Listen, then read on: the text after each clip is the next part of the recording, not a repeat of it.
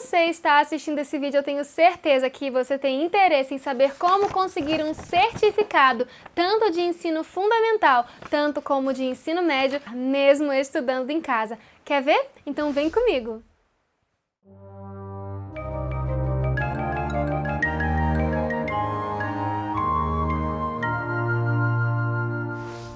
Olá, famílias educadoras! Aqui quem fala é a professora Carol, da Educação Domiciliar Adventista, e hoje eu vou estar falando com vocês a respeito do Enseja, a prova do Enseja. O que é isso, como fazer, você vai saber tudo sobre a prova do Enseja. No nosso último vídeo eu respondi várias perguntas sobre a educação domiciliar. Uma delas era se o EDA, a Educação Domiciliar Adventista, emitia algum tipo de certificado, e a resposta foi que não, nós não podemos emitir nenhum certificado, porque no Brasil não existe legalização de escolas online para crianças e adolescentes, ou seja, crianças que fazem homeschooling, educação domiciliar e adolescentes também, teoricamente não teriam como receber um certificado. Porém, não é de tudo perdido, porque não é porque nós, da Educação Domiciliar Adventista, ou então não é porque qualquer outra pessoa de qualquer outra instituição que apoia a educação domiciliar não pode expedir certificados legais e válidos que você, ou que a sua criança, ou que o seu adolescente tem que ficar sem um certificado. Mas antes de começarmos, eu gostaria que pensássemos em uma coisa. O certificado, ele é algo importante? Vai depender muito de que contexto e de que para qual fim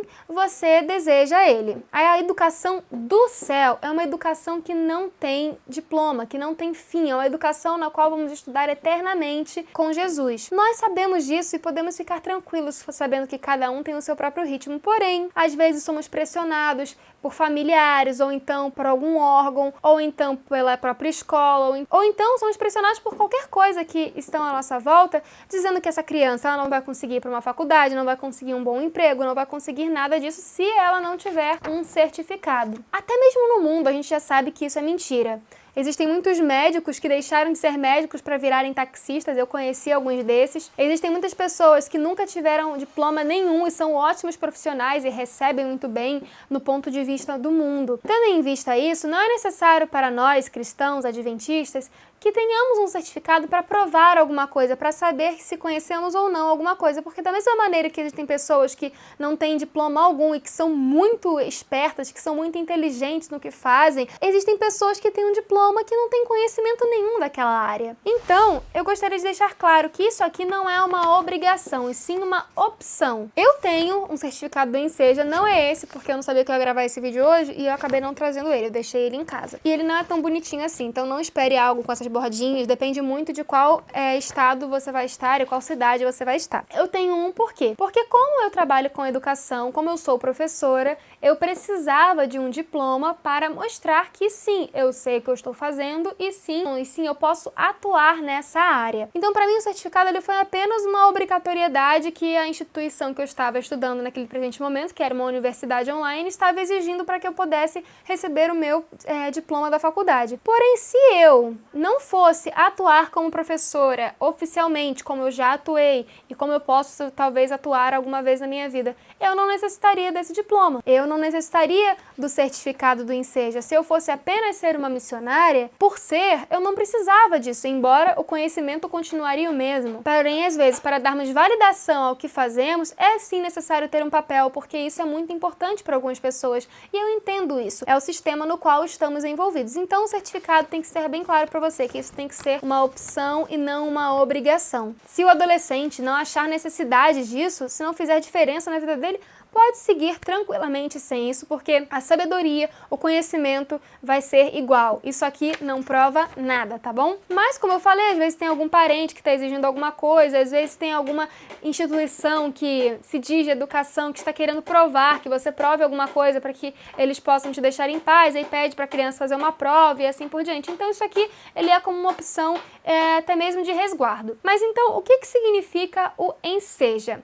O Enseja é uma sigla que significa Exame Nacional para Certificação de Competência de Jovens e Adultos. Isso aqui se trata de um exame voluntário e gratuito oferecido pelo INEP a jovens e adultos que não tiveram a oportunidade de concluir os seus estudos na idade apropriada para cada fase. Isso é o que eles dizem. Porém, nós temos consciência de que a educação domiciliar, de que o homeschooling, ele é a forma de educação que, se bem feita, é a que mais dá resultado. Então, isso aqui pra gente não vai ser uma questão de não ter tido a educação na idade apropriada, porque a gente sabe muito bem que as idades são diferenciadas sim na verdadeira educação. Você pode ver isso no nosso vídeo Quando Alfabetizar o Meu Filho. E sabemos que mesmo assim, começando mais tarde, justamente por isso, a inteligência vai de 1000 a 0 nas pessoas que ficam confinadas dentro de uma escola o dia inteiro, sendo forçadas a desgastar, a exaurir a massa encefálica que é o cérebro, tá bom? Então, o Brasil, direta ou indiretamente, apoia a educação domiciliar com essa prova, porque se eles acham que a criança não teve o estudo apropriado, na idade apropriada, e ele fornece isso aqui, então ele dá uma legalidade para a educação que a criança teve, mesmo que não tenha sido de forma convencional. E isso é um trunfo na nossa mão. Então agora, já que você já sabe do que se trata o Enseja, vamos ver como isso funciona. Existem dois pré-requisitos para a realização desse exame, que dependem da certificação desejada, ou a prova para o ensino fundamental ou para o ensino médio. Para que o adolescente consiga o certificado para o ensino fundamental, os anos iniciais, ele precisa ter completado 15 anos até o dia da prova. A gente já vai ver o que é isso. E para o ensino médio, o candidato precisa ter completado 18 anos até o dia da realização da prova. Ou seja, essas são as idades mínimas exigidas pelo INEP para que você esteja apto a conseguir uma das certificações através do Enseja. Então, essa prova ela vai certificar realmente aqueles que estão defasados, entre aspas,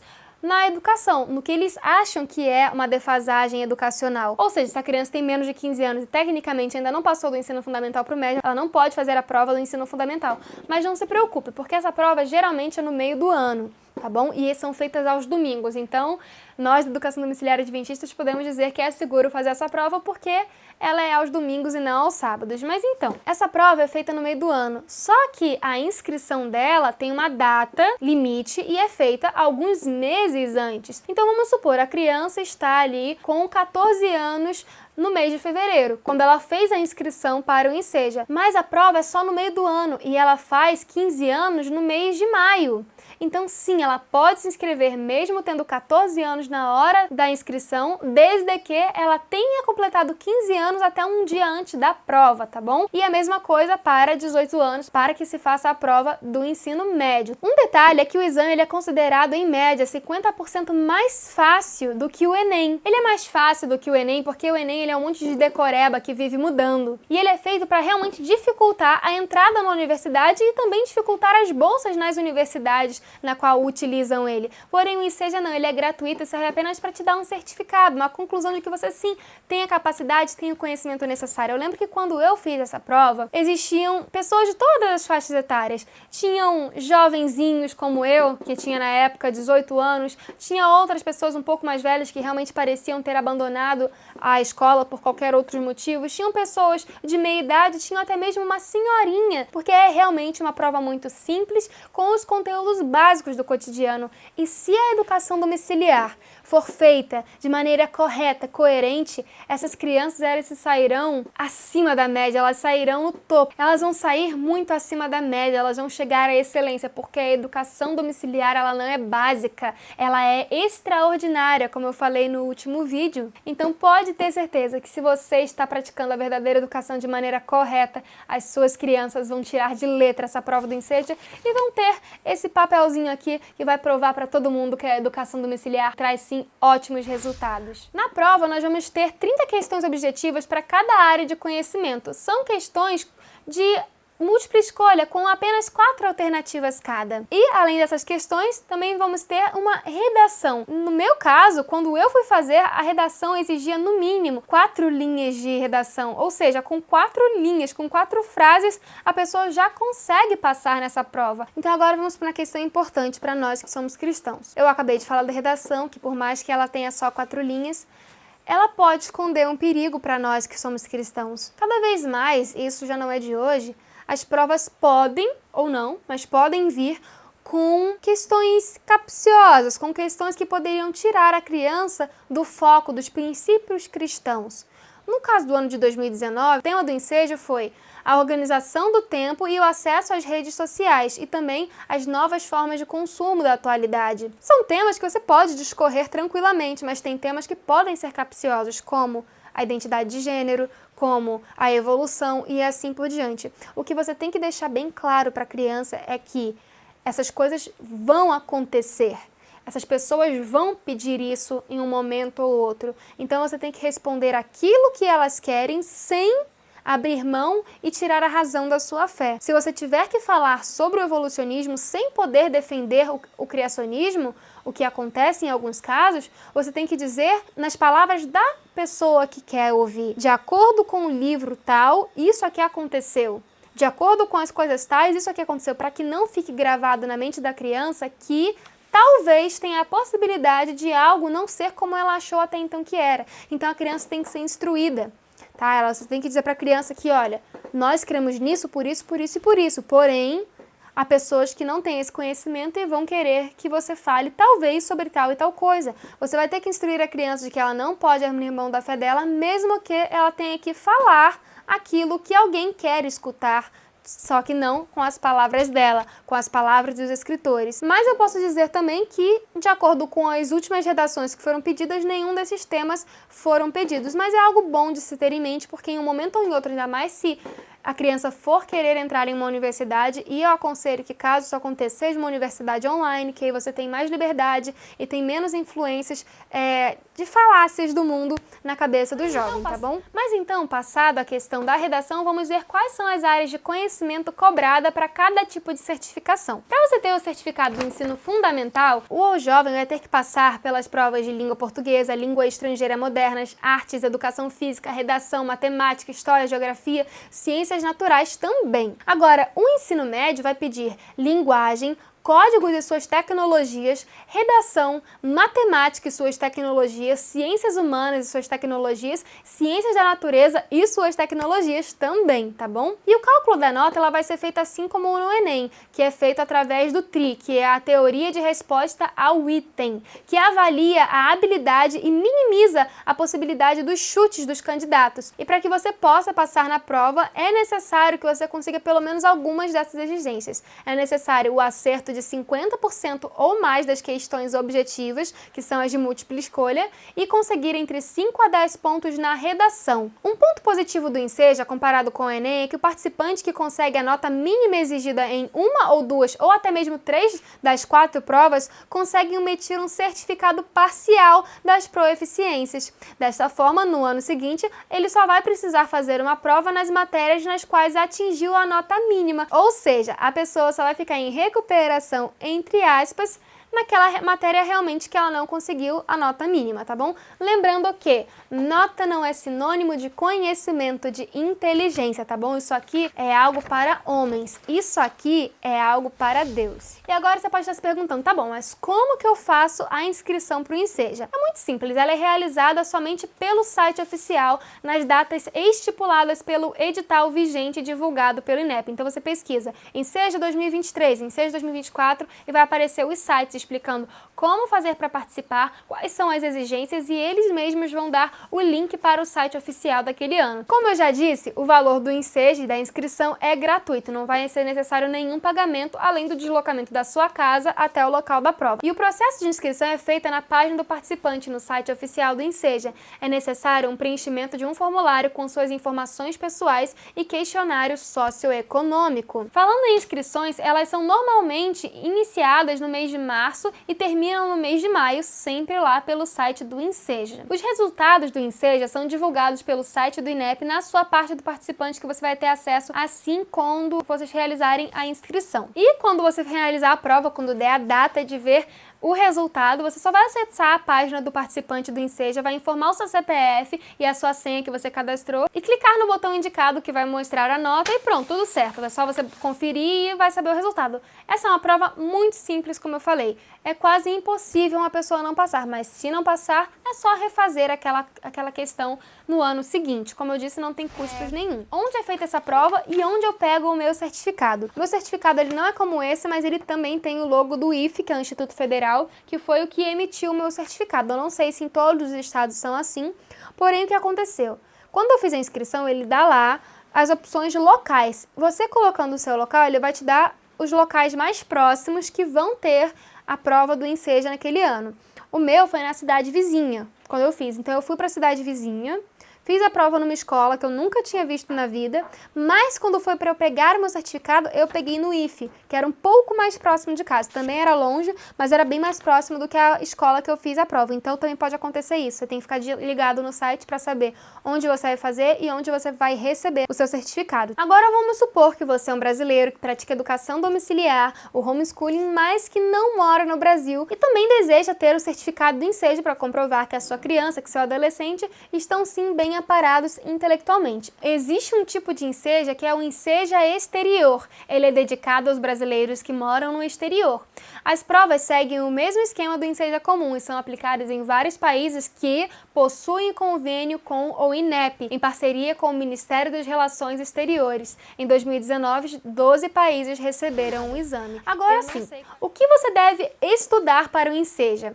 Olha, não tem segredo nenhum. O INEP disponibiliza um material de estudo gratuito para as duas certificações de ensino fundamental e médio. Você pode ter acesso a esse material didático pedagógico no site oficial do INEP. As matrizes de competência e habilidades também estão disponíveis no site do INEP, assim como as provas e gabaritos dos anos anteriores. Eu lembro que eu estudei com aplicativo. Tá bom? Eram aplicativos de simulado do Enseja. Eu espero de verdade ter ajudado vocês nessa questão de saber como obter um certificado para as crianças e adolescentes que praticam a educação domiciliar e como ingressar numa universidade, porque isso aqui ele funciona exatamente como um certificado de ensino médio. Então, caso você queira fazer parte de uma universidade, na qual eu indico ser uma universidade virtual, ser um EAD, uma educação à distância, você pode simplesmente chegar na hora de fazer a inscrição lá no polo da faculdade, entregar o seu certificado e eles vão te aceitar tranquilamente. Mas também lembrando que isso aqui é uma opção e não uma obrigação. No reino dos céus, o papel